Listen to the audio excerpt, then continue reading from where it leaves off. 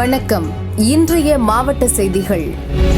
புதுச்சேரி அகரம் கிராமத்தில் ஆரம்ப பள்ளி உள்ளது. இங்கு 200க்கும் மேற்பட்ட மாணவ மாணவிகள் படிக்கின்றனர். இங்கு 2 ஆசிரியர்கள் இருந்தனர். இருவரும் கடந்த 15 நாட்களுக்கு முன் வேறு பள்ளிக்கு இடமாற்றம் செய்யப்பட்டனர்.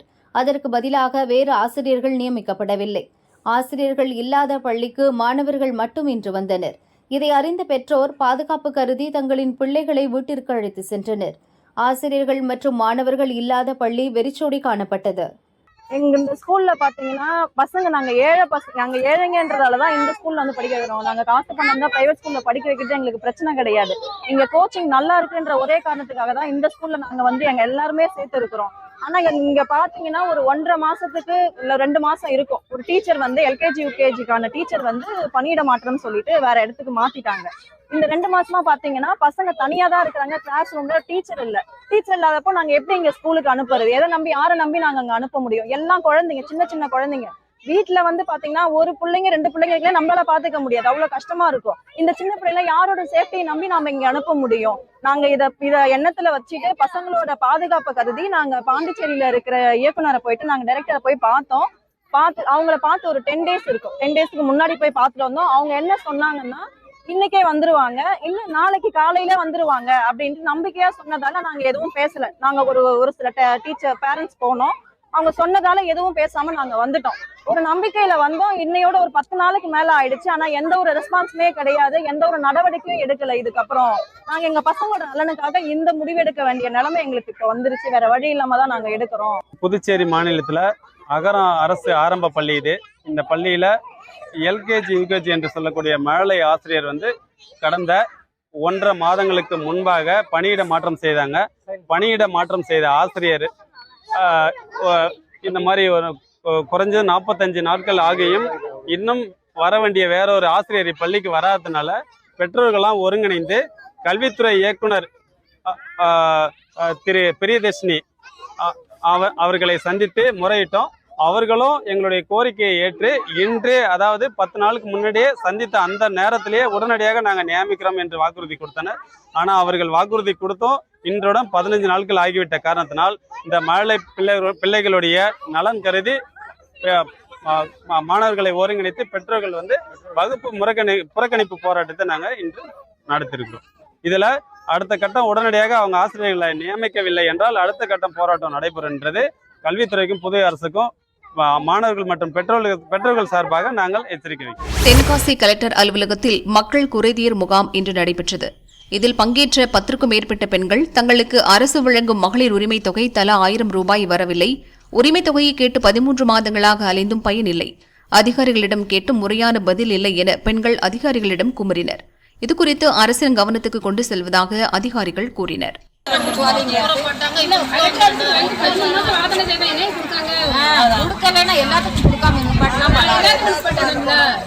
எதுக்கு மனு கொடுத்துருக்கீங்க?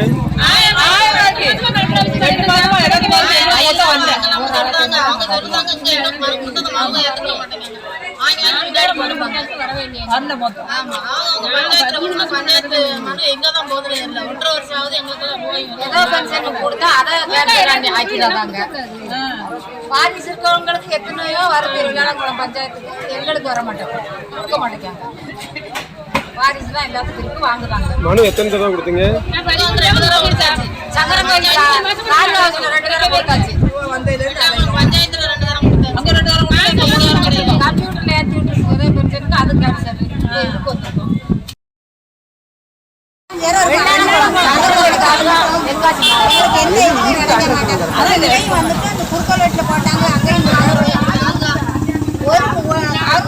ஒன்னோட கிடைக்கும். நாங்க வேலை கஷ்டப்பட்டு வேலை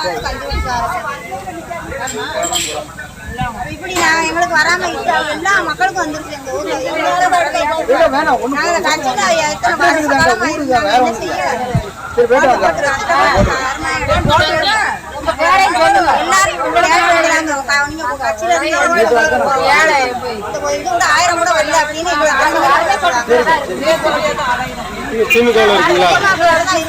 பொறுப்புல இருக்குங்களா?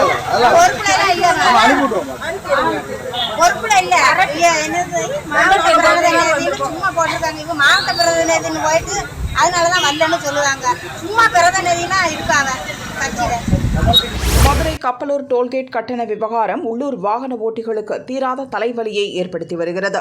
கடந்த 12 ஆண்டுகளுக்கும் மேலாக கப்பலூர் டோல்கேட்டை அகற்றக் கோரி திருமங்கலம் வியாபாரிகள் மற்றும் பொதுமக்கள் பல கட்ட போராட்டங்களை நடத்தி வருகின்றனர்.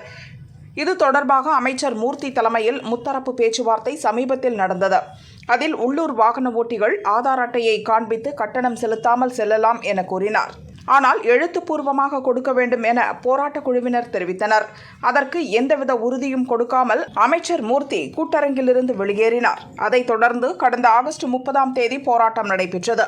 அதில் சட்டசபை எதிர்க்கட்சி துணைத் தலைவர் உதயகுமார் உட்பட பலரும் கைது செய்யப்பட்டனர். இந்நிலையில் இன்று உள்ளூர் வாகன ஓட்டிகள் கப்பலூர் டோல்கேட்டை கடந்து செல்ல முற்பட்ட போது கட்டணம் கட்டிவிட்டு செல்லுமாறு டோல் நிர்வாகம் தகராறு செய்தது. இதற்கு எதிர்ப்பு தெரிவித்து ஆதார் அட்டையை காண்பித்தால் போதும் என்று மாவட்ட நிர்வாகமே கூறியுள்ளது என வாகன ஓட்டிகள் கூறினர். தங்களுக்கு எவ்வித உத்தரவும் வரவில்லை. ஆர்டர் காப்பி காண்பித்து டோல் கட்டணம் இல்லாமல் செல்லலாம் என கூறினர். இதனால் உள்ளூர் வாகன ஓட்டிகளுக்கும் கப்பலூர் டோல் ஊழியர்களுக்கும் இடையே வாக்குவாதம் ஏற்பட்டது. போலீசார் சமரசம் செய்தனர். இதையடுத்து ஆதார் அட்டையை காட்டிய உள்ளூர் வாகன ஓட்டிகள் கட்டணம் செலுத்தாமல் செல்ல டோல் ஊழியர்கள் அனுமதி அளித்தனர். புதுச்சேரியில் மின்கட்டண உயர்வை ரத்து செய்யக் கோரி இண்டி கூட்டணி சார்பில் தலைமைச் செயலகத்தை முற்றுகையிட்டு ஆர்ப்பாட்டம் செய்ய ஊர்வலமாக புறப்பட்டனர். அவர்களை போலீசார் தடுத்தனர். காங்கிரஸ் தலைவர் வைத்திலிங்கம், முன்னாள் முதல்வர் நாராயணசாமி, எதிர்க்கட்சித் தலைவர் சிவா மற்றும் திமுக எம்எல்ஏக்கள் உட்பட 500 பேர் வலுக்கட்டாயமாக கைது செய்யப்பட்டனர்.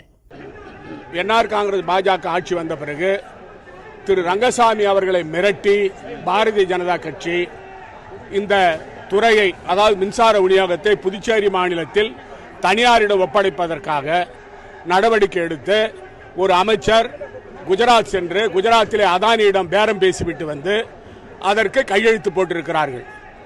இதை எதிர்த்து அனைத்து அரசியல் கட்சிகளும் மின்சாரத்துறையினுடைய தொழிலாளிகளும் போராட்டம் நடத்தி நீதிமன்றம் சென்று தடை உத்தரவு வாங்கியிருக்கிறார்கள்.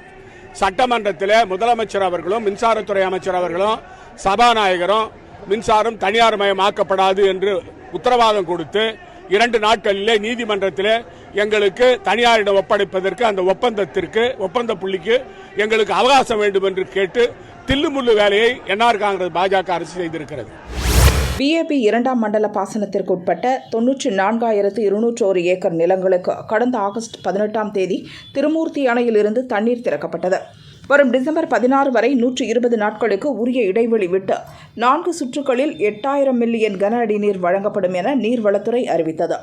நிர்வாக குளறுபடி, பாசன நீர் பங்கீட்டில் முறைகேடு, அதிகாரிகள் அலட்சியம், நீர் திருட்டு உள்ளிட்ட பல்வேறு காரணங்களினால் விளைநிலங்களுக்கு நீர் கிடைக்கவில்லை. இதை கண்டித்து உடுமலை BAP செயற்பொறியாளர் அலுவலகத்தை கோமங்கலம் கால்வாய் பகுதி விவசாயிகள் முற்றுகையிட்டு தரையில் அமர்ந்து போராட்டத்தில் ஈடுபட்டனர். எல்லாம் மக்காச்சோள பயிரிட்டுருக்காங்க.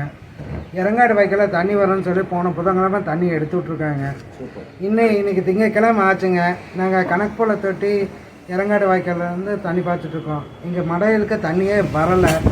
தலைவர்களை கேட்டால் STO கேளுங்க அப்படிங்கிறாங்க. STO கேட்டால் நீங்கள் போய் தலைவர் கேளுங்கிறாங்க. நாங்கள் காலையில் 8 மணிக்கு இங்கே ஆஃபீஸ் வந்தோம். மணி 11 மணி ஆச்சு. இன்னைக்கு மட்டும் யாரும் எந்த ரெஸ்பான்ஸும் இல்லை. ஏக்கராக்கு 30,000 ரூபா 20,000 ரூபா செலவு பண்ணிகிட்டு இருக்கோம்.